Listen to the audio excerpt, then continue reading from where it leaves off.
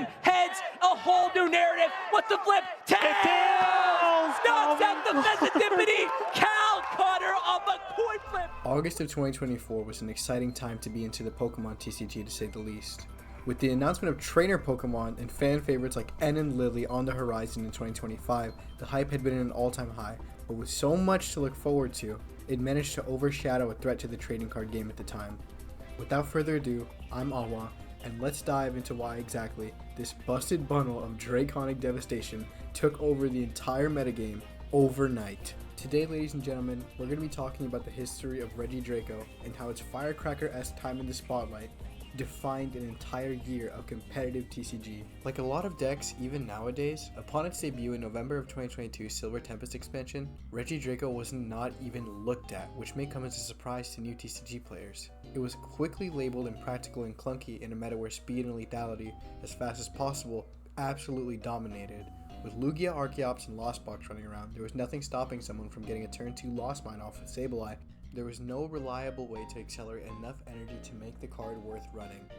Back then, we didn't have access to some of the energy acceleration we do now, and Regidrago soon fell through as an afterthought in a meta that it was absolutely destined to fail in. Arceus V-Star's V-Star power gave it a unique way to accelerate energy, but it didn't make the cut anyways just because you had to give up your V-Star power so early, and its tournament placings at the time reflect this. And most of the time, a good opponent would be able to punish you extremely hard for using your V-Star power that early in the game.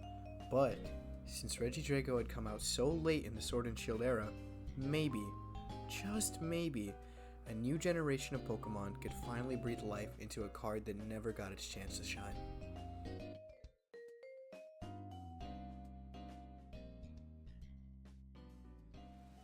You know, although we've been talking a lot about Regidrago, we actually haven't touched on what the card does.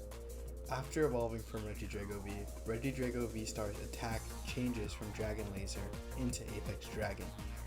This is incredibly powerful because the subtext of the attack also changes, now allowing you to use any attack from a Dragon Pokemon in your discard, which allowed for very, very powerful combos that you needed to be aware of, like using Hisuian Goodra V-Star to artificially increase its bulk, or using Giratina V-Star in order to do 280 damage and KO almost any metagame threat that it would come across. So now, you may be sitting there and asking, well, Awa, doesn't everything you just said contradicts the points you made? And to that, I would answer, kind of. Regidrago's toolbox of powerful dragons was always incredibly deep, but finding that key was the problem. If only we could find a way to set up Regidrago a bit more consistently without giving up our V-Star power, and put our own V-Star power to use. Little did we know we wouldn't have to wait long. The Pokemon Company would make a choice that would solve all of Regidrago's problems at the same time.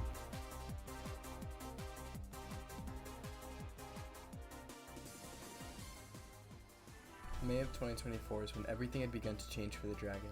With the release of Teal Mask Ogerpon and Twilight Masquerade, its Teal Dance ability lets you attach a grass energy into it without using your manual attachment per turn, and draw a card, meaning it could serve both as a draw engine and as a source of energy acceleration. The fact it could be searched out of the deck with Nest Ball, unlike Arceus V-Star, was also a huge bonus. Its acceleration could be comboed with Energy Switch, giving Regidrago a damn near guaranteed turn 2 KO when paired with Earthen Vessel and Ultra Ball, letting you both find energy and discard the dragon Pokemon you need to fuel Apex Dragon and make Regidrago as dangerous as it ever was meant to be.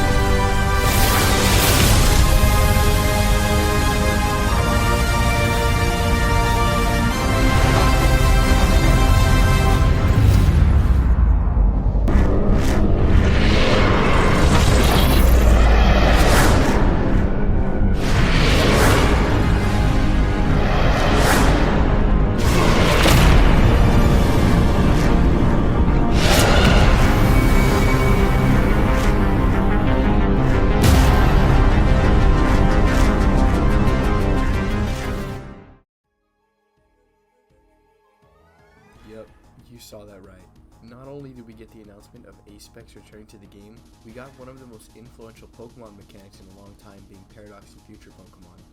You may be asking yourself, what is an A-Spec card? A-Spec cards are extremely powerful Pokemon cards that can turn the tide of a game in a single move. They are intended to be used once per game with no way to recycle their effects, with most of them being printed on the card that there's no way to recycle their effects. But Regidrago V-Star is the sole exception to this rule. As I previously stated, A-Specs are meant to be used once per game, but with the power of Regidrago V-Star's Legacy Star, it could recycle its A-Spec. That of A-Spec of choice, of course, being Prime Catcher, which wouldn't be introduced until later into 2024, but it's critical that we mention it here as it was influential in Regidrago's success over time. With the power of effectively having 2 Prime Catchers in your hands at most times, it meant that you could use cards like Scarlet Violet base sets Hawlucha to, maybe put any Pokemon that has just above 200 HP into the active, KO it, and then take another prize card with it by using Dragon Darts to KO your opponent's basic setup Pokemon as well. Then also retrieving one other card that you did lose along the way while deck thinning with Legacy Star, it was clear that Prime Catcher was an absolute demon to be dealt with in any deck that it could slot in, which was most of them at the time and still currently as a recording this video. So now that I've shown you everything that Regidrago had and what it gained from the Scarlet Violet expansion era, it's time to see the culmination of that hard work and dedication on the biggest stage a Pokemon player could ask for.